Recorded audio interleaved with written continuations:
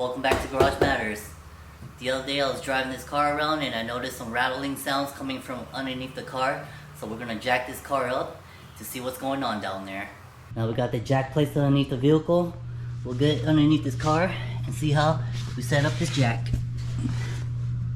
Now in this car we're gonna use this floor jack. We're gonna use a block of wood in between the jack pad. Set the jack right underneath the rear subframe right here. Slowly jack it up.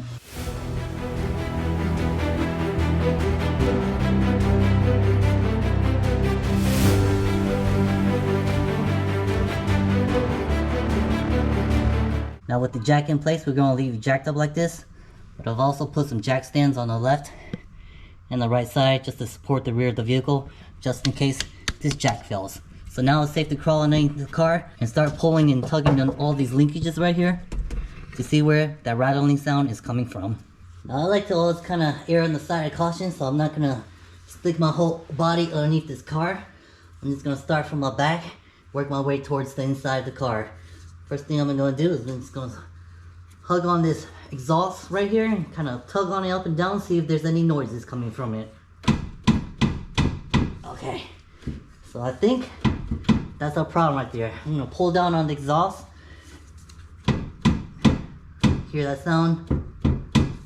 So it looks like all we got to do is just put a little padding between this 3-inch exhaust pipe and a subframe right here to dampen that sound.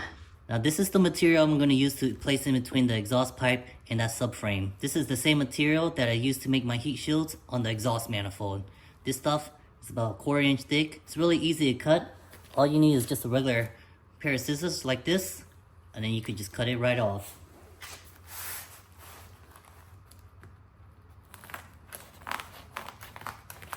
That's probably enough for what we need. We'll use this, about this much. Just stick it in between the exhaust pipe and the subframe. Should be good to go. Now this heat shield material, we're just gonna stick in between here like this. So I can't do it with one hand, so I'm gonna set the camera down, use a pry bar to pry this up, and stick this in between here.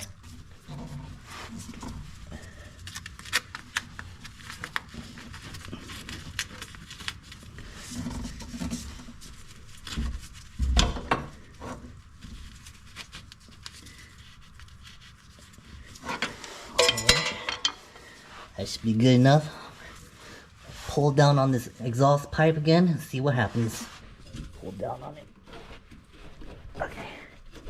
Much better. No more knocking from the rear of the car now. Now while we're back here, we'll go ahead and just kind of tug on the rest of these linkages back here. See if there's any looseness in these linkages. Any other parts that can be vibrating. Okay, all this back here feels good, but since I only drive this car on the weekends, it looks like there's cobwebs in here, so we'll go ahead and get this microfiber towel and just clean out these cobwebs so it doesn't look like a barn find. Sometimes if you don't clean these cobwebs out, it's gonna get nasty little critters that just want to call it home, and then they'll end up chewing these lines and stuff and ruining your car. So it's always a good idea to every now and then stick your head back behind here, clean it off, make sure there's nothing funky living back here. Then we'll do the same thing on the other side.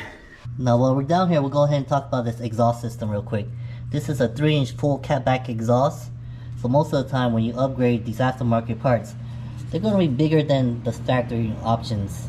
Many of the times, if it's not a direct fit, you'll have to do some slight modifications to get it to fit on the vehicle. Now this particular exhaust, I went with the Fujitsu exhaust. This is the Legolas series. This exhaust is really quiet compared to all the other exhausts. It's also JASMA certified. So this certification is a Japanese certification which certifies that this exhaust is below certain decibels to be run legally in Japan. Hence the name Legolas R.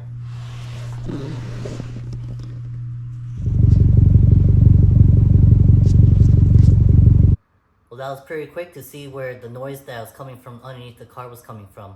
All we had to do was just jack the vehicle up and then look underneath the car. Really didn't take long to isolate where the issue was coming from. All we had to do is just use our hands and start reaching around underneath the car, pulling on those parts. Once we found where that sound was coming from, we just put some of that insulation in between the exhaust pipe and the subframe. That's usually how it goes when you start modifying your vehicle and start putting on aftermarket parts.